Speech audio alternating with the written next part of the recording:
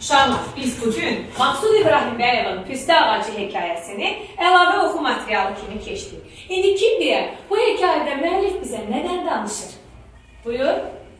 Müəllif bu hekayədə bizə uşaqlıq xatirələrindən danışır. Bu xatirələr bizdə kövrək duyğular yaradır. Əyləş. Bəs bu hekayə hansı bir dönəmdə yazılıb? Tarixin hansı bir zaman parçasında yazılıb? Buyur. Hansı müharibə? Zeynəb? İkinci Dünya Müharibəsi zamanı kimlərin həyatından bəhs edir? Kimlərin dilindən danışılır? Sizin yaşda uşaqların, Bakıda böyümüş uşaqların dilindən danışılır. Hekayənin qəhrəmanı olan, baş qəhrəmanı olan kim idi? Hansı obraz idi? Kim deyər? Buyur. Çamaşırxanada işləyən, paltar yuyan qadın. Gəlin onu bir klassik kimi təsvir etsək. Bu qadın xaraktercə necə bir qadın idi? Necə şaxələndirərik? Necə bir qadın idi? Hə? Mahir, xarakteri necə idi? Necə idi? Şimdi zəhmətkeş qadın idi, belə deyək. Zəhmətkeş, daha uşaqlar ondan çəkinirdi, yoxsa çox yumuşaq davranırdı? Kövrək, həmçinin. Kövrək olmaqla yanaşı ilk əvvəl necə bir təəssürat yaratmışdır? Yəni, sərt bir qadın, sərt.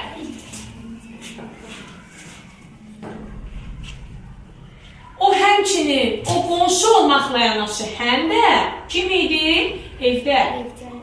İki uşağın anasıdır. O həm də ana idi və övladlarına görə bütün günü çamaşırxananın paltarlarını gətirir.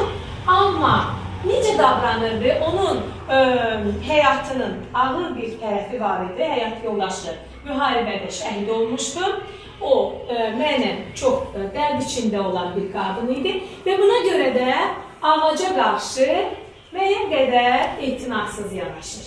Və bunun nəticəsində nə baş verir?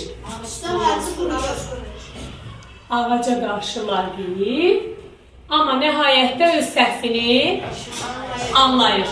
Və uşaqlar nəticədə nə edirlər?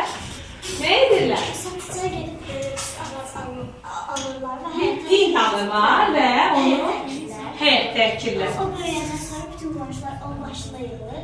Amma öyrənirlər ki, əslində Püstə ağacı deyil. O keçəndən sonra...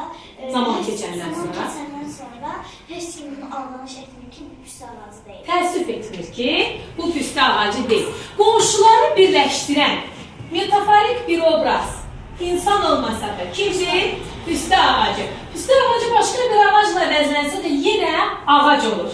Və onu təəssüf etmirlər. Ağac necədir ağac? Ağac kölgə verir.